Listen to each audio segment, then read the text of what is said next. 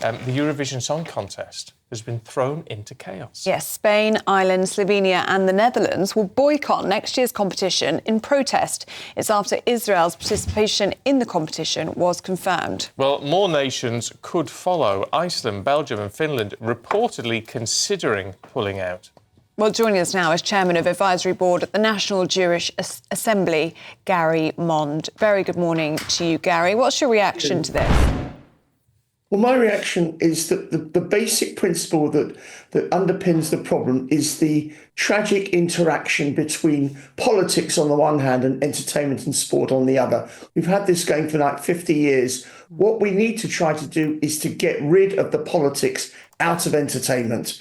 The actual decision that Israel can compete is, of course, the right decision. And what sits behind the attitudes of some of these countries who wish to boycott is a failure to understand that Israel has been acting in self-defense throughout the war. They make no reference to the tragic events of the 7th of October 2023, when 1,250 innocent Israelis were murdered by Gazans. The responsibility for the entire situation rests with Hamas and its accomplices in Gaza, and it's totally wrong that Israel should be blamed in any way for what has happened. You see, it's interesting you make the point that there shouldn't be any connection between the sort of politics and the music side of this, because, of course, no one kicked up a fuss at all when Russia was banned because of the invasion of Ukraine. And, of course, that's the comparison being made by these countries, saying, well, you stopped Russia, and now looking at the death toll in Gaza, and, I mean, of course, we understand what you're saying, but an awful lot of innocent people have also died on the Gazan side, and they're saying, well, you know, you've got to treat Israel like you would treat Russia. Well, personally, I was against banning Russia. I don't think there should be any interaction whatsoever between entertainment and politics, and I'm very consistent in that view. It was a mistake to ban Russia, and it's been a big mistake to attempt to ban Israel.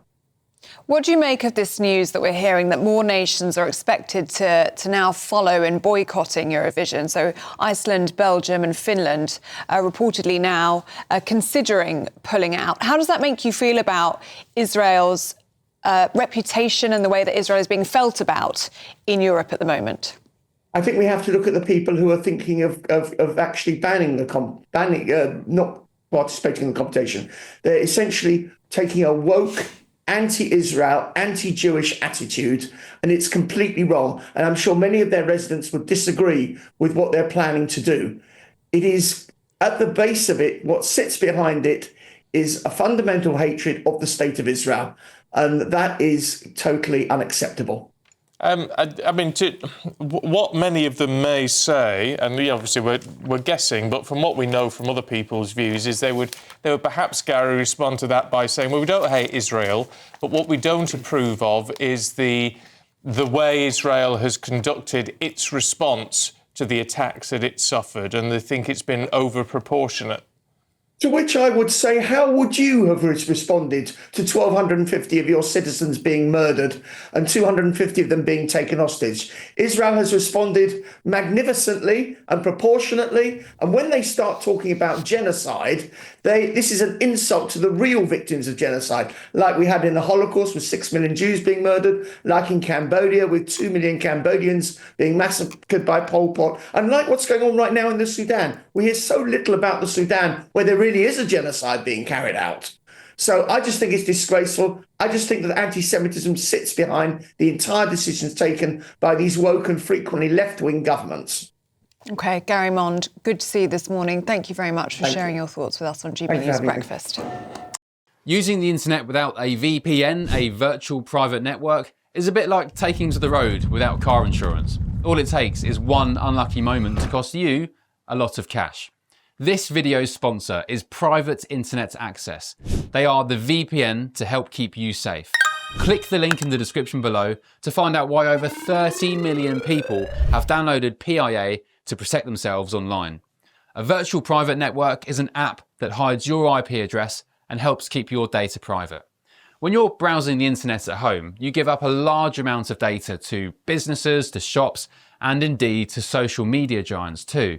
Hackers have the ability to steal your personal data with ease, including sensitive information such as passwords, keystrokes, and even your personal photos. Private internet access helps protect your personal data by encrypting your internet connection to keep your data out of the hands of cyber criminals. And it's not just hackers either to be concerned about. Information can be censored too. When Canada passed their C18 bill, social media giants decided to ban news content on their platforms. But PIA can protect your ability to consume the news and content you love. Private internet access is available for Windows users, Mac OS, Android, Linux, iOS, and you can use one PIA subscription to protect an unlimited amount of devices. And we've got a huge GBNews discount for you too. Click the link in this video's description and you'll get a massive 83% off PIA. That's under £2 a month, the price of a coffee, and you'll get an extra 4 months completely free on top. Also, there's a 30-day money-back guarantee too. Visit piavpn.com/GBnews to start protecting yourself digitally today. James, let's have a look at something totally different, shall we? Eurovision and this boycott. 4 countries so far pulled out of the 2026 contest. Yeah, Spain, Ireland, Slovenia and Holland have said they will boycott because Israel are going to be allowed to be in it. The EBU, which runs the Eurovision, says it should not be about politics, it should be a celebration of music. But they've rather contradicted that by already banning Russia. It's like they can't have their cake and eat it. No. And I think in this day and age, it is impossible to separate politics from anything. You know, you look at you were just talking about the Football World Cup. Trump is deeply immersed in that. Infantino is going to give him a lovely peace prize, which may well have a political edge to it. So anything that is popular will be tinged with politics. I remember during the apartheid era, one of the things that really hurt South Africa, because they love sport, is a sporting boycott of South Africa. They were absolutely livid about that. Bands weren't allowed to play in Sun City, their entertainment capital. So I think boycotts work, and they are also inevitable because you cannot separate politics and entertainment. Charlie? I think it's too little too late. I think Israel, they participated last year, or this year, they participated the year before. I think the idea of boycotting now, I think it's too late for those other countries that don't want to take part. I think music is something that should bring people together.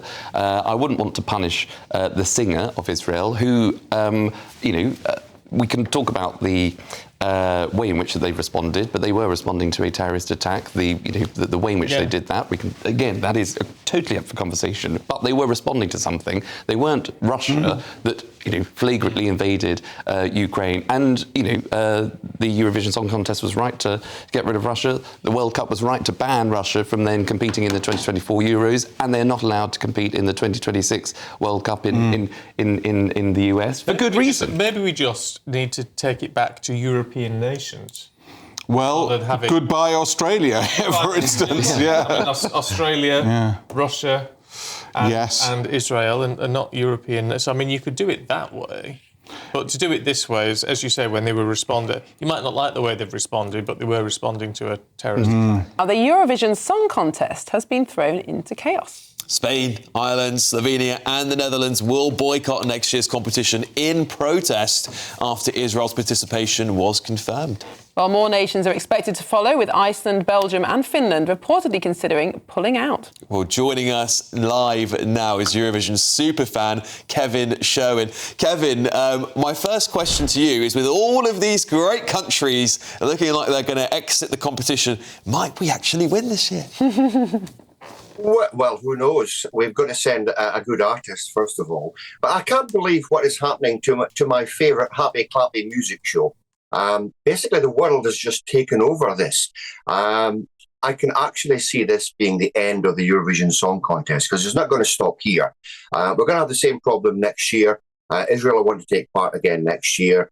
Countries who have pulled out this year can't obviously go back and say, oh, we've changed our mind now because we miss it so much. But where does it stop? I mean, what's going to happen to the Olympic Games next year? Is Donald Trump going to ban Israeli competitors taking part in the Olympics next year in Los Angeles? We just don't know. Personally, I feel sorry for the fans, for the Spanish fans, because I've been to a few Eurovision Song Contests, and the Spanish fans basically are absolutely mental when it comes to the Eurovision Song Contest. I'd also be very interested to find out Martin Whelan, who's the commentator for RTE for Ireland, his views, because he's been doing the Eurovision Song Contest longer than Terry Wogan ever did the Eurovision Song Contest. Well, Kevin Sherwin, absolutely. It's a very strange decision. I think a lot of people will be very disappointed. Kevin Sherwin, thank you so much for your time this morning. It's become very, very political. I mean, it always was political, but it's even more political than ever now. I just think it's meant to be fun and happy, as Kevin was saying. But there we go.